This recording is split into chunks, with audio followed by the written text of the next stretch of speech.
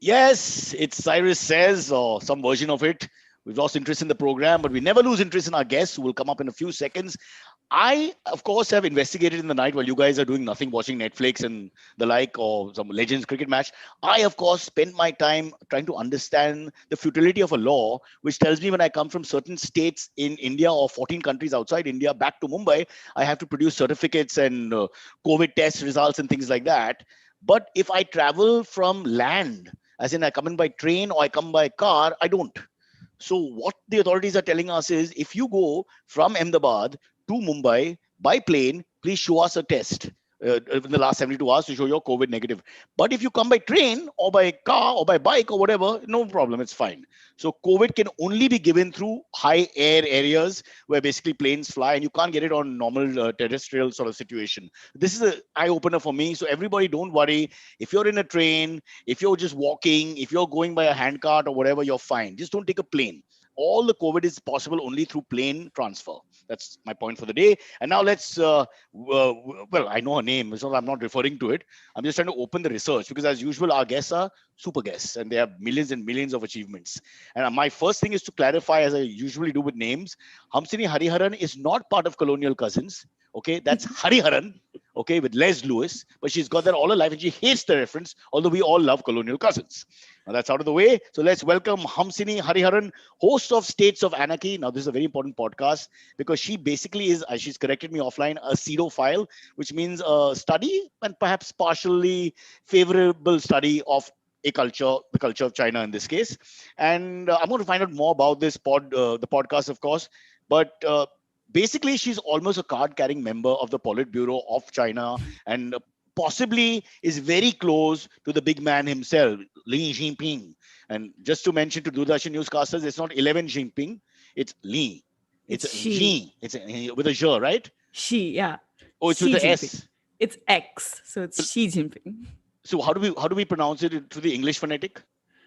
She, like SHE, she. Xi Jinping. S-H-E, she. Yeah. So the world's most powerful leader, bar none, is called she.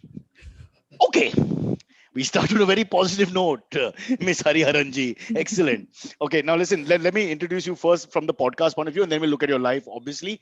So, what is this podcast all about? And is the political climate right to do a podcast which perhaps is, I would say, neutral to China, where Mhm. here the jingoism is such that you have to attack China to be credible. So, from that point of view, tell us about States of Anarchy. Okay. To clarify, I am not pro-China. I am trying to be neutral and objective But that's what I in said. my That's what I research. said. I said neutral. Mhm. So But States of neutral is Anarchy. perceived as pro sometimes. That's why. Yeah, that's true. Neutral is perceived as pro. States of Anarchy is not only about China. It's a podcast on global affairs and foreign policy. And the idea is that you have all of these things that happen on the international stage that affect like you and me as people, and we have no clue how that happens. Will you cover your ears for 1 second? I need to Sure. shout. Yeah. Okay. Silveri, you bloody idiot. You told me it's all about China. She's a political spokesperson for the world. She's an international sort of human. She's looking at global politics and not just China. I had to tell him. Okay, he Yeah. didn't understand but once you listen to the podcast, you'll obviously understand more about what you're saying. But you are an expert on Chinese Yes. politics. So Yes. we're not fully wrong. No. You're mostly correct. Fully wrong sounds like a Chinese name. Is that okay to say? Hi, I'm fully wrong. That's wrong. No. That's not right. That's all right. Yeah. But yeah. So the podcast is, we do a lot of episodes on China because that's where my networks are at. That's what my interest is in. But yeah, the idea is to break down like topics in global affairs and foreign policy and talk about things that make it easier, because it's a very fancy subject in that sense, but it's also a lot of What do you fun. mean fancy subject? It's a subject of the hour. If we okay, we accept that you're an international foreign relations sort of student, no doubt about that, and perhaps everyone is who's in this field. But there's no doubt that you've taken on perhaps the most interesting country of this generation.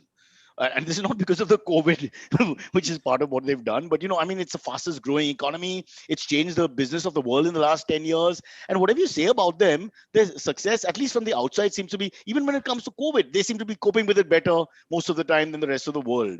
So first, I'm going to ask you now, we can go back a little bit. Mhm. Why would you, as a young lady, why did China come onto your horizon? How and why?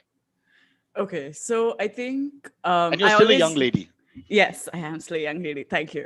Um, I feel very old in my head, but that's a different thing. I think when I was very young, I knew I wanted to work in like international affairs, but I didn't know how. Like my dream when I was 8 was to be Kofi Annan, and my parents were like, Wow. "Please write the IFS, do this." But I'm really Hey, lazy. sorry to Also, interrupt. What's the background then? An 8-year-old wanting to be Kofi Annan. I mean, I do remember 8, and I mean, maybe I want to be Viv Richards or something, but the ladies around me also, I'm trying to remember nobody wanted to be Kofi Annan. Forget the gender cross.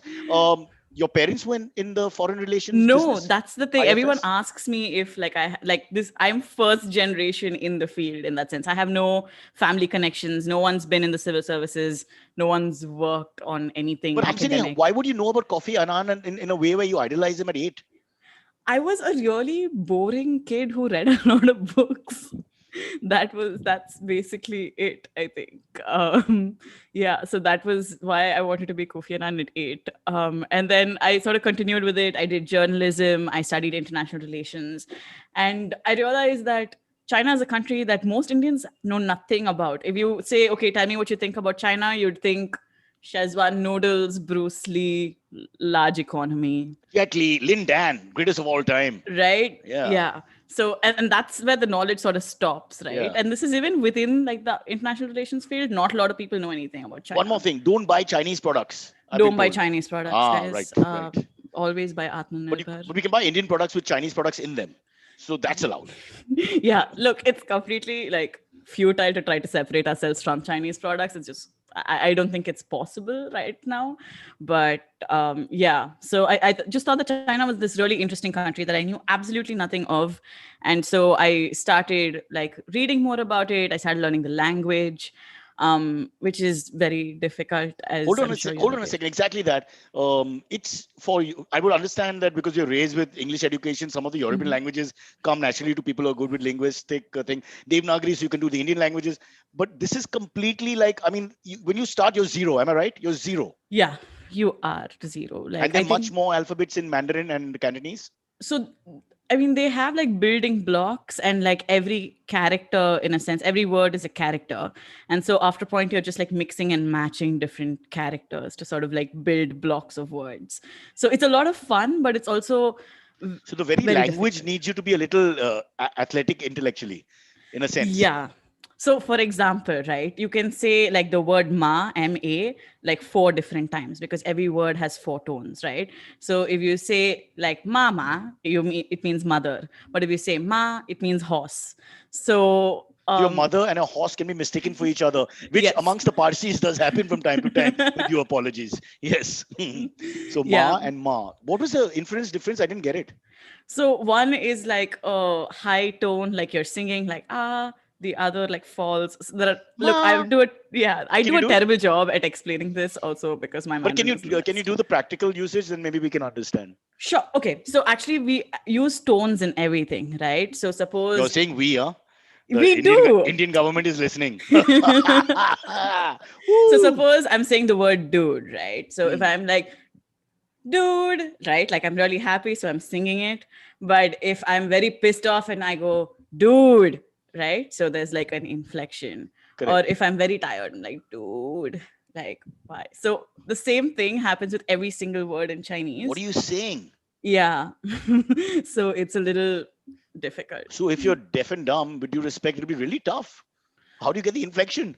I have no clue, honestly, how How do like you translate? people So who are, many mistakes in diplomacy is because the people are, have a sense issue. That's what I think. yeah. Also, I think like on a practical level, most people don't read Chinese in this country. So if they want knowledge, they just depend on like American sources or European sources, which are great. But it just means that like India doesn't have any frameworks to understand China. But there's this whole theory that Xi Jinping has pushed education, that is Chinese education, across the world. And then in all pockets of the world, especially the known world that we relate to, there's Mhm. always going to be Chinese schools as they push their culture. Is that just jingoism again and fear of Red I think China? I think it's not just like she. I think like there's been an expansion in teaching Chinese, but I think there's also a real demand for it. Like within India, when I started studying Chinese, there were like 2 schools where you could study, and now you have this host of places that are teaching not only English to Chinese, but like Hindi to Chinese or Tamil to Chinese, right? So there Wow. is a demand for it, even in India, because I think we know like what's profitable, like irrespective of which class you come from or background you come from. Wow, it makes sense actually because China is so dominant that how would you hinder your prospects to get a job to actually be able to speak Mandarin, or which is the more universal language, Mandarin? Mandarin, yeah. So you Yeah. have like standard Mandarin. They don't call like the local languages dialects, but if you go there, it's as different as like Kannada, Tamil, or Are you kidding? Serious? yeah, because you can't like everyone will to an extent speak Mandarin, but like it will really like the accent will change, the language changes, so that is can get difficult. So what do you speak? What did you learn finally? So I'm learning Mandarin, like standard Mandarin, because it's like all the so everyone But writes in standard Mandarin. The written is the same across, but the speaking changes. so sorry, so you were in college and then you started taking these courses. How did you Mhm. land up at the University of Peking? Is it? Yeah. So Peking University. So I worked for a couple of years in India in think tanks, and I was just What is a think researching. tank? I looked at your research and I thought it sounded like clothes. Oh, check out my think tank. I don't know. Maybe I'm wrong. A think tank is like this fancy research organization where people like think big ideas and like ideate and provide policy recommendations and things. So But why would they give it essentially, an obvious title? It's like calling a skinny guy skinny. I always find that very boring and unimaginative. Yeah. yeah, that's true. I haven't You honestly should thought think of that about that before. when they do the think tank. Let's call it Arthur. That makes sense. It's so bizarre. Then I'd be interested. I work at an author. So you work in an Arthur, but obviously your intellectual capacity being what it is, you wanted Mhm. more. This wasn't enough for you. Yeah, Um, I mean, I figured that like you can't really do research on China if you're sitting in Bangalore all your life, right? Like, how much will in you Delhi, do? definitely not. Delhi, definitely not. And Sparred. most people in India do this. Like, they don't go to China, like, they don't learn the language. They just like read things online and are able to do research. And I just think like we owe ourselves better policy than doing that. So I really wanted to go to China. And then I got the scholarship to go there to sort of like study and work in China for 2 years. This is in Beijing. This is in Beijing. So this So is at Peking Peking is the University. old English name or whatever, right? Yeah. So Peking, Beijing is the same thing. But It why do used to they be. keep the Peking? I thought they have the same name thing that we have of renaming and removing the imperialism. Yeah. So Peking was technically like, it used to be, I guess it's like an imperialist thing where how they used to call Chennai Madras, right? Like some Correct. people still call it Madras, it's fine. So the university is still called Only you Peking. damn Rams and me. Everybody else is Chennai. Then Yeah. So I went to Peking University and it was great. But the problem was after 6 months, the pandemic struck. ah, So I had to leave all of my stuff. I came back with like a 2 week suitcase because I assumed I was going to go back by like February last year. And it is now March 21. So I am still in India. but you are doing your classes online, obviously, no? So classes are all done. I'm finishing my thesis today. Um, Wow. yeah. So you're going to be a doctor. No. So the doctorship is the next stage. So this I'm Okay. doing my second master's. Why would you do a second master's? It sounds like a Baba again. My name is Master. They I have a few think like that. Yeah. I think from now on that's going to be my new Twitter bio, Master Hamsini. Master. Yeah. Yeah. So I just felt like I was very unprepared to work on China or to do a PhD, to be honest. I felt like I didn't know anything. And that hasn't changed, to be honest. See, we're But being funny here, Hamsini and or whatever, joking about it. But mhm. obviously, you can't research a subject, live a subject, go to that country without really sort of enjoying it. It's just I don't think it's possible for anyone. I mean, whatever you say about a scientist studying molecular cellular development or whatever, the guy has to have some passion about it. So obviously, you really. And I'm saying this not in a Mhm. way that the government should interfere and revoke your passport, but you do enjoy Chinese culture because we only get one side about China. So maybe you Yeah. could help us hear the better side of China. Sure. I think what a lot of people in India don't know is that Indians and Chinese are extremely alike. Like we have the same types of parents who push us to do things that Oh, we I don't thought you want meant to. corruption. I was so disappointed. Yeah. That too. The But tiger mom, the tiger mom. There's a the whole thing tiger in that. mom, Yeah. definitely. And since it's like Women's Day week, Yeah. one of the things that China does really well is get a lot of women in the workforce. So like compared to ours, they have, I think, like 60-70% of women in the workforce. So you Is see that women doing real? Is anything. that true? Yeah, you see women like on trains, in ticket booths, doing all the service things that So you'd in see government men for. jobs, more than 50% are with women. Not just government jobs, all jobs. I thought all jobs are government jobs in China. Please correct No. us. We don't know. This is a dark continent for us. No, all jobs are not government jobs in China. Now, like since the 1980s, you have a lot more like private enterprise. So you have like a lot of private companies. So all jobs are not government jobs. So what about these myths? Are they myths of people who I hear stories about from Mhm. people who've gone there for short time, saying that they're not very friendly and all that. Mhm. Could it just be the language thing? Is it true? Is it untrue? You would probably give us a proper answer because you actually live the life there, not a weekend. Yeah, I think you have the whole gamut of people, and there were a lot of people who were very friendly, particularly if I was wearing something like colorful, and I'm Indian, so I always wear something colorful. So you talk about Chinese men who find you attractive. Let's leave them aside. Let's talk about general public No, because I'm that's talking just about like men misbehaving. Girl from another culture, yummy, yummy. We don't want to hear about that. We want to hear about. actually, I've never like one of the best things that I absolutely loved about China, and this is not just me. I spoke to like women from all over the world, and I'd never felt safer in my life. Like I could walk down the street at 2 a.m., go to my grocery store without looking up from my So they phone. don't like women. No, I'm They just don't kidding. care. I'm just kidding. Yeah. Because this is not Gurgaon where I grew up. Huh? Yeah, so this is exactly, and it was very like new for me because I was so used to like constantly being spatially aware in India, which I Correct. still am. And over there it was nice to just like not care for a bit about like people not watching you. So But you were that's saying, what really do we have in nice. common? This is what we have not in common. Not in common. What do we have in common? So oh, this is a really funny thing that I always enjoy like thinking about. But you know how we have like class of field sections in for matrimony in India, right? In China they do this thing called marriage markets, where like you take your kid's bio, you put it on an umbrella, and then you take the umbrella to a park, and you sit there with lots of other parents who are doing the same, and But is they'll it be like, raining? no, it's just a marriage market. So you can Raining go men. there, you can look at this boy's bio or girl's bio, scan their WeChat QR code, and then get in touch with them. So why use Um, the umbrella? Why not just go online? I have no clue. I think umbrellas because they're like temporary installations. But there must be something behind that. That's really so. It's all. Do they want to see who the parent or representative is that part of it? Yeah, I think like the parents are just like saying, "Oh, look, here is my kid. Please marry him or her." But Which is more yeah, looking like you're searching for an NGO. Here's my kid, desolate, unkempt, no education, useless. But please, but is it a bit like us? Is there a class or caste system which is strong? not a caste system, but definitely I think something that works in to a huge part of their lives is this thing called the Hukou system. The A what lot of system? a Hukou system, Hukou. Hukou, Okay. Hukou. So it means it's basically like if I am from Beijing, then I have like a residence permit in Beijing. So for me to go to another city would be really difficult. Um, Why? because all your social services and education are still provided by the government, right? So if you're from Beijing, that's not an issue.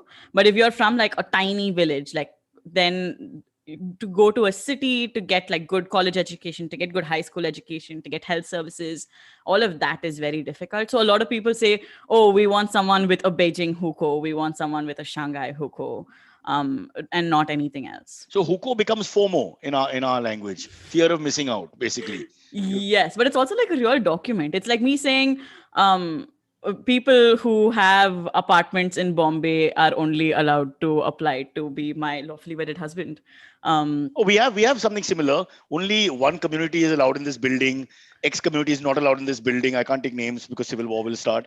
But so yeah, so we do have, but ours is unwritten tradition and yeah, convention, which yeah. is perhaps wrong, is wrong. But here you're saying it's the bureaucracy rules in such a way that it's just very clear, and nobody tries to buck the trend. Nobody tries any musti. So now more than ever, like people are moving across and it's become easier, but it's still very restrictive. Like, so moving across cities, unless you're super rich, would be difficult, or unless you're migrant labor, in which case you're living under the radar, and yeah, you're away from the eye of the government. Okay, can I ask you another question, which is a Mhm. little outside your waste of time asking you because you've got so much more to offer. But I'm just thinking about the people that I know who traveled to China, and we actually Mhm. had an event which got cancelled in Beijing. I was so excited to go, but it didn't happen. What if you're Indian and vegetarian? I presume you're vegetarian and Indian. Then isn't that a problem? Because I've had a couple of people saying it was a huge nightmare. Again, only there for a project for 3 or 4 days. Honestly, I was so scared that when I first went to China, I was like, oh God, I'm going to get nothing to eat. So very Indianish. I got like mixes and powders and things like that. Right. And I went there and I was blown away with the variety of things that I got as a vegetarian, Cyrus. Like really, like I'm not too picky about like some things like fish sauce or eggs or whatever. But I had friends who were vegan and they managed really well. And this is not just me eating like one thing every single day. I had like a variety of shit that I could eat But if every you went single to day. a normal restaurant, middle line restaurant, you could eat Mhm. in peace, or you would have somebody will have to help you. And You'll have to. So the problem is all the menus are mostly in Chinese. So you'll oh, have to know what to order. But if you can figure that out and you tell them that you don't eat meat or fish or whatever and you eat only vegetarian stuff, like they'll be able to make it for you. Like that's always been my case. I went backpacking a couple of times last year and it was very easy for me to get food like in rural areas. so Google Translate is important, is what you're saying, wherever you go. Yes, or WeChat Translate, though we Exactly, banned because that. you're not the norm. You've gone and studied the language. I'm talking about if we land up there for 3 or 4 days. People But should honestly, know. my like language wasn't even good when I went. Like I did very basic Mandarin when I went, and it was only after I lived there and I did like intensive Mandarin that it's gotten slightly better now. I'm not going to say it's great. No, I'm sure it's fantastic, and we'll never know. But what am I going to say? We only have this racist sense of Chinese language where everybody does, which is done to death in Hindi films and South films, and everywhere is the same Yep. thing. After some time, one does feel bad. We have done Mhm. disservice to Chinese culture in many ways, and it's such a rich culture just like ours. But you're probably the only Indian right now who's looking at peace. So, or at least openly looking for peace. Honestly, tell us, the two countries have a lot more in common. You actually think we could get along, right? Yes, actually, this is a new project that I'm working on with two of my friends, Salmya Ashok and Rhea Luo. And what we're trying to do is find stories of China in India which exist. There are like you won't honestly think about it, but wherever I go, I think because people, whenever they hear that I'm working on China, they'll be like, oh, like my father does this business where he exports cocoa peat to China, or like I have an uncle who does this, or oh, I know someone who runs this restaurant that does these things. And so I find like stories of China that crop up in India every single day, and it's very very interesting for me. So we're thinking of doing a new And podcast I've been on told that. that the martial arts itself comes from India actually and was taken from here. Uh, So I think on one hand, we like to think that everything comes from India, Chess, yeah, right? But there is like this legend about like the first Shaolin monk came from India that's and then exactly he it. trained people. I don't think anyone thinks of like Kung But Fu there's a as name, there's Indian. an Indian name. I think it's a Tamil name, if I'm not mistaken, right outside the monastery, one of the famous monasteries I of think you're Shaolin. thinking of like Bodhidharma. But That would be to do with the Buddha. I'm saying there's a name, a very Indian sounding name, which I okay. maybe we're wrong, which is there, and they Mm-hmm. preserve the name, and they there's a lot of respect for that origin, the pioneer. Possibly. I'm not too sure of it, to See, be I lie about a honest. lot of things, and I probably am lying about this, but this I got from somebody else. But we'll research it. Maybe someone who's watching will Hmm. be able to clear this up. But Hmm. no, I just like the fact that sometimes we, like you said, we just decide that this is ours and this is theirs, and actually it's ours. We never think it's ours. Did chess come from Iran? Did it come from India? It's not 100% clear. There are two schools of thought. Same with many other things. Gunpowder came from there, but there's also people who say that in the Vedas we already invented things which blow up and all that. So I don't know. I'm just saying maybe sometimes you should think it's more like a global thing anyway. Yeah, I agree. It's like how like what we think of Indian food now isn't really Indian food, right? Like it comes from a lot of ingredients in Latin America. And so Yeah, it's not spice. really Indian food. Yeah, like Indian food, what we know is what 300, 400 years old in that sense. It's yeah, What about the names? I mean, Hamsini should be okay, but what about Tanya, Sonia? I grew up and suddenly people told me those are not Indian names. I said, what the hell? We've been robbing people left, right, and center. Okay, let's get back to a very interesting part of your life because we have to Mhm, go into a break quickly. Is that you also went to, or rather, you attended international forums in USA, Poland, Australia, Indonesia, amongst others. What mhm, what was that? Who are these people? You are intellectuals who believe the world is like we are discussing a global place, and mhm. it's a very positive thinker sort of place for philosophers who have very positive attitude. Well, not. I mean, it's a number of academic conferences. The way I travel is because I'm young, poor student. I don't really have the money to travel internationally. So what I would do is apply for a lot of opportunities that would take me abroad. So a lot of them are exchanges, a lot of them are fellowships, a lot of them are conferences. Yeah, a lot of them are mostly very Hamsini, intellectual. it's very simple. If it's a budget issue, I'll solve it for you. Just say you're pro-China, China will pay for it, or say you're anti-China and India will pay for it. It's open. There's no issue there. Yes, But I that's just true. want to, in a nutshell, what happens when you guys sit around in places like Australia, Indonesia, whatever, and it's a mixed group, I presume. You mentioned certain people of different colors and all, which I won't get into. So what happens? Just give us an idea. So I think most of these conferences or whatever are exchanges of ideas, right? So they bring together people from all over the world or from a particular region. You sit, you either talk about a topic or at hand, or you do a project together, and you brainstorm ideas, and it opens you up to not only the way you do things but also looking at things from a completely different point of view. Maybe you won't have thought that like places in Africa or countries in Latin America, and there are people there who are doing the same things that you do and who want to sort of affect change the way you do. So I think that these spaces opened up to sort of bring people together and to expose ourselves to different views of the world. And I think they've been very helpful that way. So I'll ask this question then. Do you think globalism and nationalism can coexist? Yes, I think you can be a very, very proud of your country and still be very happy to learn from what the rest of the world has to offer you. I don't see them not existing. Okay, so here we come to the slightly. I asked this offline again, but it's something that really bothers me a little bit when the whole Rihanna, of course, because she's a superstar, blew up, went about the farmers' agitation and showed support from outside, and all our big celebrities turned up and said, "Please don't discuss our business. Is our business. It's not your business. Buzz off." But when it comes to China, everybody wants to critique it all the time. Whether it's the West, we are like the West of Asia. Let's face it, and so policies are almost the same most of the time, and it's always China bashing. So, don't you think there's a bit of hypocrisy there that we don't want anyone to look inwards to India, but we are like to talk about Pakistan and China? And I'm not saying this as supporters of these countries. Do I do like the fast bowlers from Pakistan? Anyway, Yeah, what do you say? I agree with you. I think we're very quick to reject anyone having an opinion on what's happening in India, whereas we're really quick to point out other people's faults, right? Like, I'm not saying what China is doing is right, but we are very happy to discuss what's happening in Xinjiang, what's happening in Tibet, what's happening in Hong Kong. But the second someone says, hey, what's happening in Kashmir, what's happening in the Northeast, what's happening with caste or farmers or anything, we're immediately like, hey, this is our country, how dare you come and talk to us about things that are essential to our national sovereignty. I like the accent. You just went into I think a North Indian accent of some sort. I can see. You can see where my your bias. finger pointing. Yes, finger pointing. This is traditional Chennai pointing fingers up north, and that even sounds like a gali up north. Up north. Right, excellent. Yeah, so before we conclude this first part and go into a break, just a quick word about. See, we've been sort of pro-China because I know that's your thing and all that. Not that you're pro-China, but I just want to give a balanced view. I hope, but when it comes to territorial expansion, when you go back to 62 or whenever, then they are to blame. Are they not to blame? I mean, if you have to call a spade, do they not have expansionist tendencies? And don't they do it all on a weekly basis almost, where they just take a few meters here and there? So I think, were they initially to blame for the 1962 crisis, and are they to blame now, are two separate questions. So one is that, is China expanding and are there border incursions every day? Yes. But is this purely China's fault? I would say, I think it takes two hands to clap.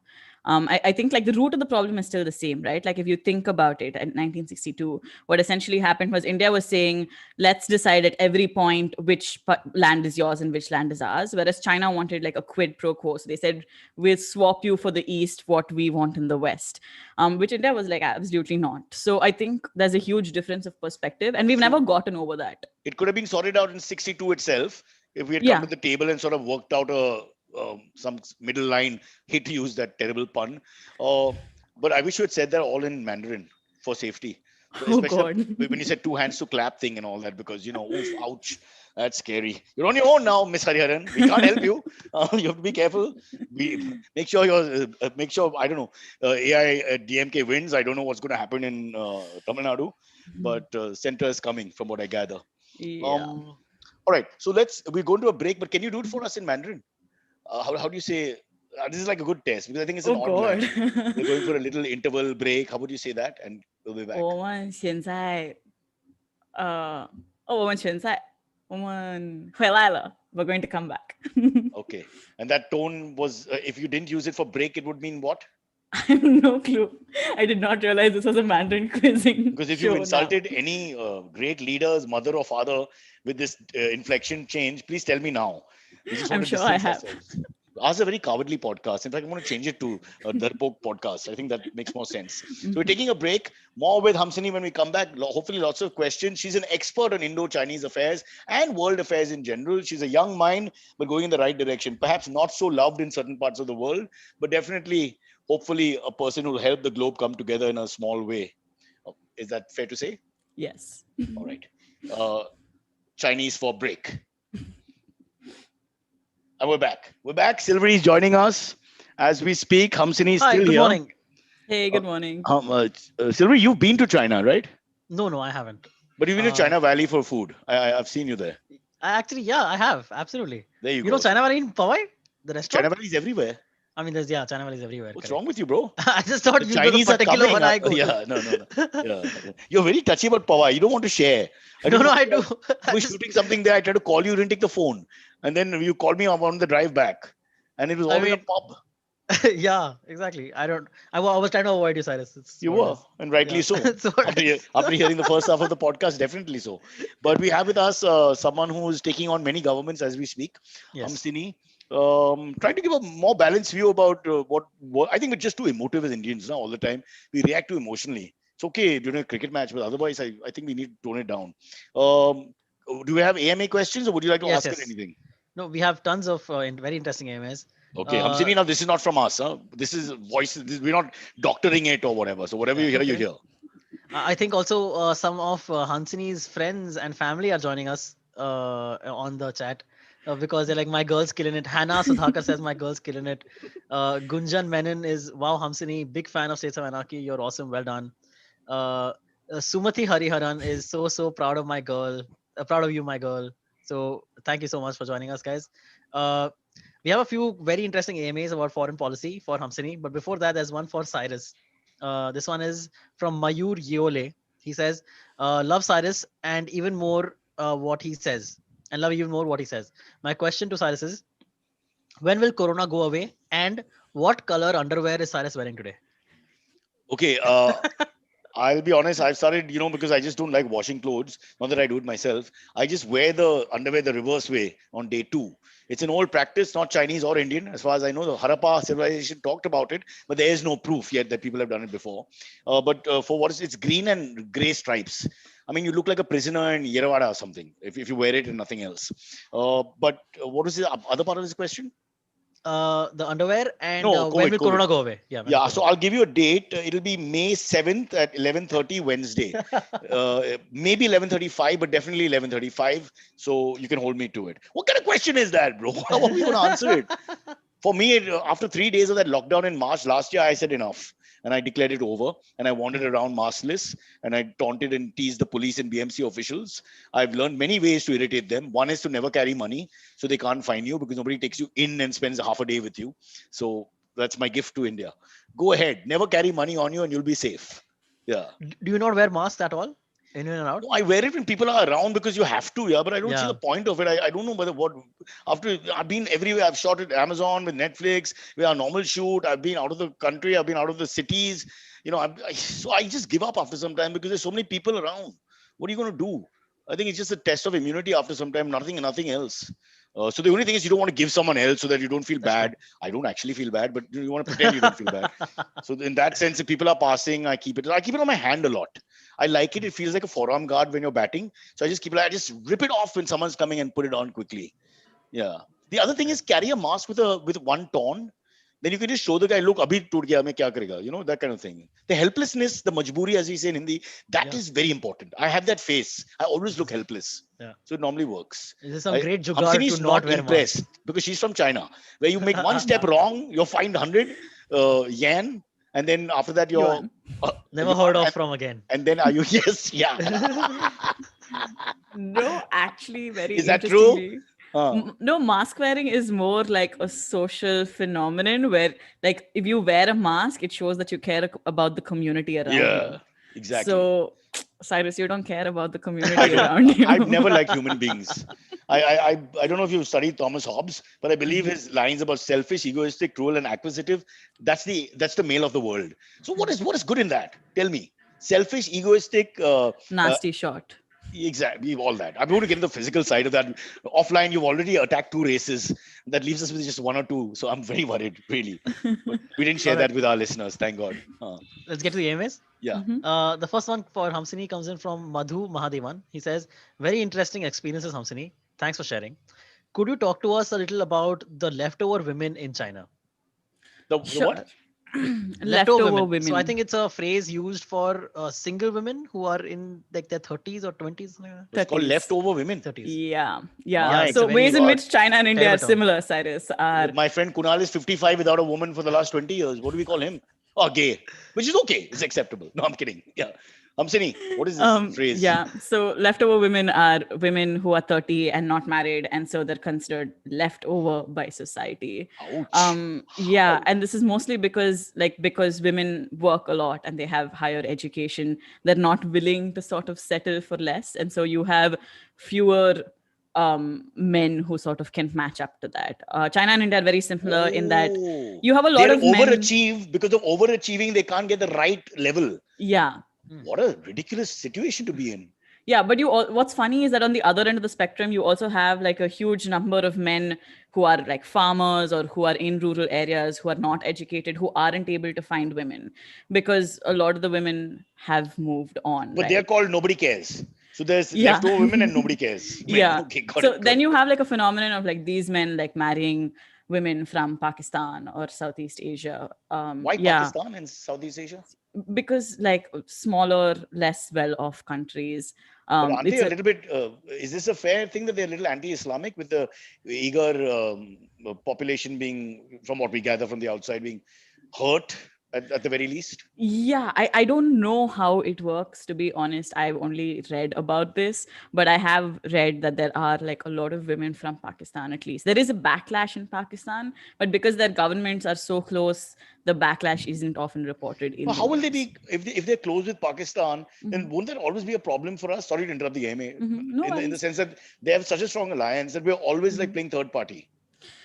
I think it's because we're so suspicious of anyone who Pakistan is friendly with. During the Cold War, Pakistan was friendly with the US and we were immediately estranged, right? I think if we just stopped focusing on Pakistan in our foreign policy, then we'd have a better foreign policy. Wow, it takes a 20-something young girl who travels to Beijing and back to tell us all that. Foreign policy makers, are you listening? Obviously, not to our podcast. We can say what we want. Mr. Rao, are you there? Silvery, go on. Okay. Next one, it comes in from Mahendra. He says, Hamsini, does China have internalized racism like India? What about economic class differentiation as well? Is it palpable? We sort of Yeah. asked her, yeah.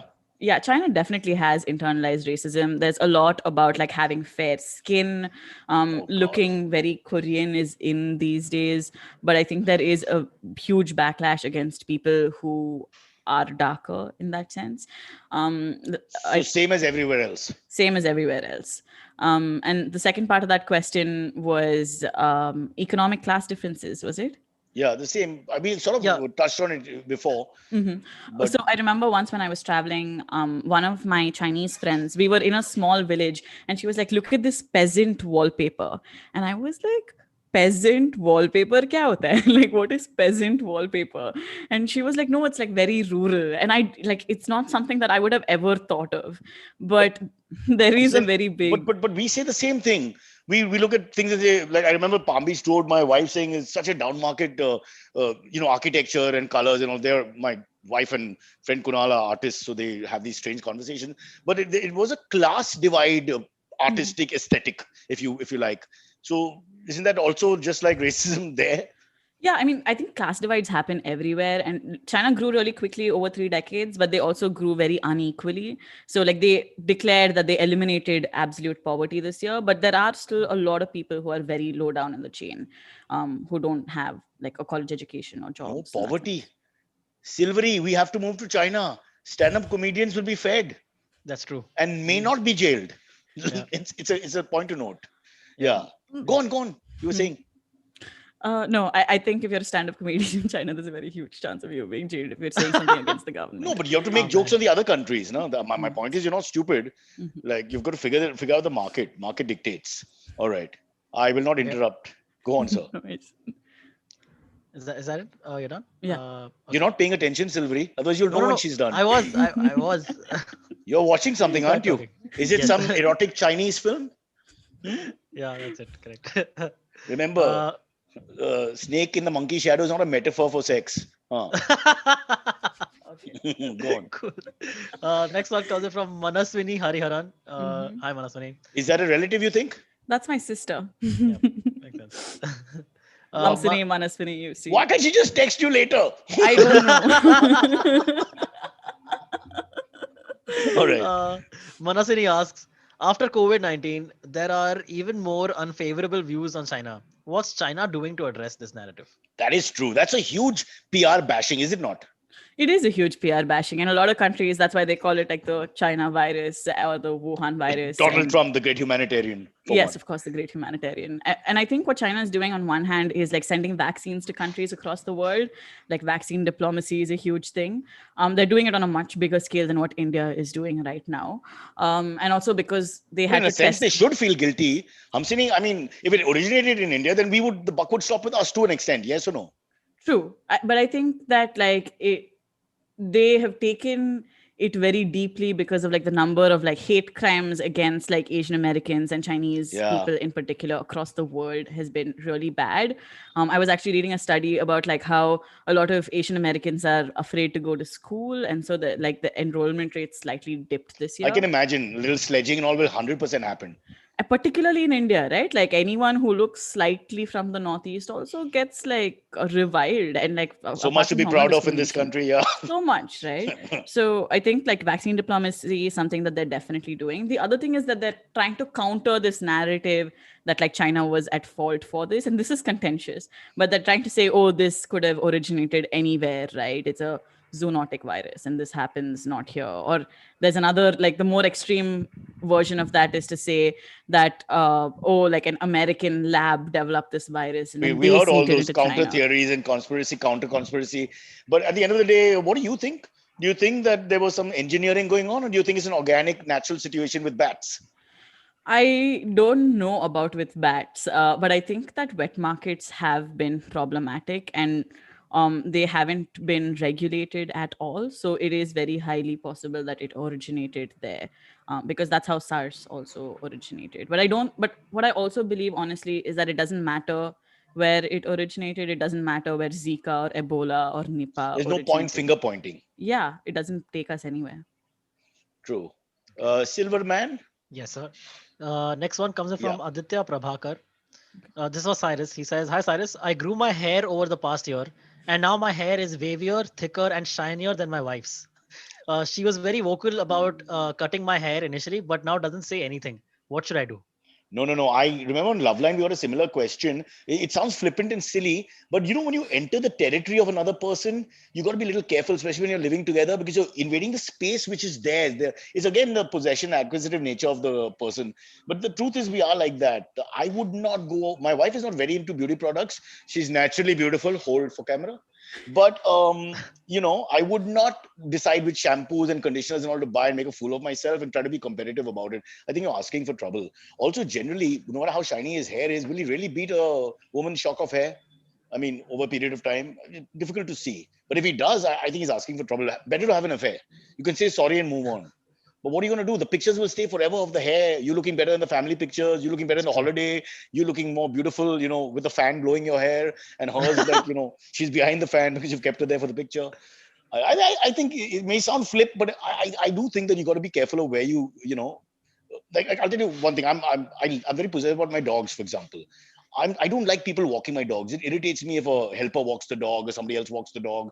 I don't even like the family members growing up. I used to get irritated by that. So I think we are strange that way. You need to respect the space of the spouse. I would say you live in China, she lives in India. Perfect relationship. But Hamsini, you're not married, right? No, no. Would you marry a Chinese gentleman? Or is it possible? Yes, if he asked. That's all There it is no takes. he. That's all it takes. Oh my God. Hamsini, your relatives are going to be online for the next half an hour. Yes, be ready to be flooded by What please the don't hell? marry. If he asks, that's all it. I mean, come on. Some standards, yeah. Look at your intellectual property is a lot. You can't throw it away. True, but like look at the standards that I have for Indian men. Therefore, need So will you be to. called back to Chennai to look at a prospective double MBA, IT Oh, that's already superstar? happening. Please, Oh please, boy. that's already happening. But with your love for China, the fact is, it looks like you will have one leg in each world, right? Yes, And at least for the next few years, and maybe more. A man will have to adjust to that. obviously, because if a man was living in China, I won't get the question. No. Yeah, there's really a God. This world has not progressed at all, honestly. Sorry, Selvi, do you have time? Can we do one more? Yeah, we can do. We got a couple of great ones. I think we should get to. Abhig Ghosh asks. Abhig Ghosh. He asks, "Hello, Hamsini. Hope you've gotten used to Baidu. Maybe this is controversial, but can you talk about Taiwan openly, for example, with your Chinese friends, or Great are you question. skeptical about this?" What a question. That's actually very interesting. I think with like really close Chinese friends, I'm happy to talk politics with, and they're happy to talk politics with. But unlike India, where we're all very happy to scream out our political opinions into a void or on shows, most Chinese people are very reticent to discuss politics, particularly with people who don't know them too well, right? Because they have a real stake in what's happening and could be Would there penalized. be some sympathy for Taiwan's independence and, I mean, the fact that they punch above their weight and they're standing there alone? Amongst certain pockets of people, yes, I think there is sort of understanding, but I think around the majority of people, I would say no. I think that Taiwan is still seen as sort of like a historical, how we We see we Pakistan better occupy not. Kashmir, Yeah, for example. we better not point fingers. Let's stay out of this one. Yeah, fair enough. Silvery, last Yep. one. Come on. Next one comes in from Madhu Mahadevan. He already asked one question before, but this is the second one from him. He says, "What are your thoughts about the Chinese government surveilling their citizens? For example, this feels like the government is encroaching on free will, almost like Black Mirror. When you were in China, do you think China has a profile on you, and does that concern you?" Oh, China definitely has a profile on me. I think like I already have like WeChat and Alibaba and a bunch But of apps. but So you're a good advert for China. I mean, That's you're true. very positive about the country. You're not very critical at all. yeah, I mean, I'm not critical on this show because we're talking very like superficially, but I think like if Oh, we got mean. into like, no, I mean, not like in that that's to sense, but I slap mean, on like a we don't Silvery. have, Let's walk out. no, I mean, in the sense that we don't have like the time to get into like nuanced discussion about like what China is doing in all of its different places, right? Like there are lots of things that I don't agree with, with regards to the Chinese No, you government. can say that, but the fact of the matter is you're walking the walk. You've Hmm. gone to China, you're learning the language, you're Hmm. imbibing the culture, and Hmm. by and large, you're enjoying the experience. Yeah. Being a critic is just because you're basically a democratic person at heart, so you want to look at things differently. But I would think if I was Chinese government, you're a great ambassador for me. I can't see why I not. hope the Chinese government is listening. I'm a great ambassador. Please pay me But you money. are. This has been such a nice podcast in the sense that without screaming and shouting. Of course, ever since I wore spectacles, I expect everyone come on the panel and scream. But no, I think this kind of balanced conversation when you talk about China or Pakistan or anything else would help a lot if people just kept it there. Of course, as you said, we haven't gone in depth. We don't have the profundity to do that or the time. No, I think we have the profundity. I don't think we have the time, to be Yeah, honest. no, I'm just But I kidding. think that I've been called much worse than simpleton is easy. It's cool. Yeah. no, I Sorry. think the Chinese government would prefer someone who still like took their line on a lot more things than I do, No, and I that's don't too take a much. line Huh? on You most can't be things. brainwashed completely because no one's going to buy it. I Yeah, think you're perfect. If I was them, the fact that you're right in the middle there and you're saying, okay, I like this and I don't like that. But the fact that you are there tells the story. That means that you actually enjoy the culture. yes, I really do. And I think like so they definitely do have a file on me. Whether or not they choose to offer me a job in question is a different thing. Just be careful then about which vaccine they give you. Because they'll say vaccine, vaccine, wink, wink, nudge, nudge. And next thing we know, you've got a beard and, you're working there Yeah, with the uniform. But yeah. by the way, that whole one child thing worked well for them. But is In it still certain there? It's aspects not there. it's not there anymore, but there are a lot of women particularly who talk about, hey, wonderful that you don't want you want us to now have more than one child. Who is going to take care of this extra child? Because cannot be me. It's a lot of work for women, right? Like if you have more than one child. Is Jinping liked? What would you say? I think so. I think a lot of people really like him as a leader, and he's very similar to Modi ji. Oh, okay, all right. Alpha male kind of thing. I get that. That seems to be, people, especially during COVID or whatever, people want a strong force. Yeah. They don't care so much about their democratic rights for some reason. I'm the only one who's fighting about masks and told to go inside and outside, curfew and curfew. Anyway, all right. Silvery, is that a wrap up or is there some last one? We have one which has just come in, which is pretty good, I think. Okay. This one comes in from Rohit Pillai. He says, "What are your thoughts on China not having an open media or not sharing information with other countries, especially with the whole coronavirus numbers thing?" Yeah, I think that's pretty terrible. I think China does really badly on After such a transparency. nice tribute. Go on. No, I think like China does really badly on transparency. And I think the reason that they do that is that they're afraid that they're going to get even more blame if sort of like numbers and things come up. And I think that's a So they're inherent lying? problem. Are they lying? I don't know, honestly. Or they're not telling you everything. They're not rather telling than you lie. everything, I think is fair. So for example, one of the things that I think like the New York Times or one of these newspapers did last year is that you got like an official death count from Wuhan, right? Which was I think what, like 3,000, 5,000 people. And then after like the lockdown was lifted, one of these reporters went to all the mortuaries in the city and she saw lines of people like standing to get urns. And so she calculated that the number of urns after the lockdown lifted was 10 times that number. So it's a good proxy to tell you how many people actually died during that time, right? So we don't know what the numbers are. I mean, now things are much better. China's mostly back to normal. But at the peak of it, we don't know what the numbers are. And I don't So think we will. when will you go back then if things are better? If things are better, if flights resume, then the second things get better. But I don't think that's going to happen anytime soon. People listening, that's basically because I think Hamsini is worried that they'll marry her off here. We've got our own China in Chennai going on, where, if she doesn't go back, she'll lose her independence.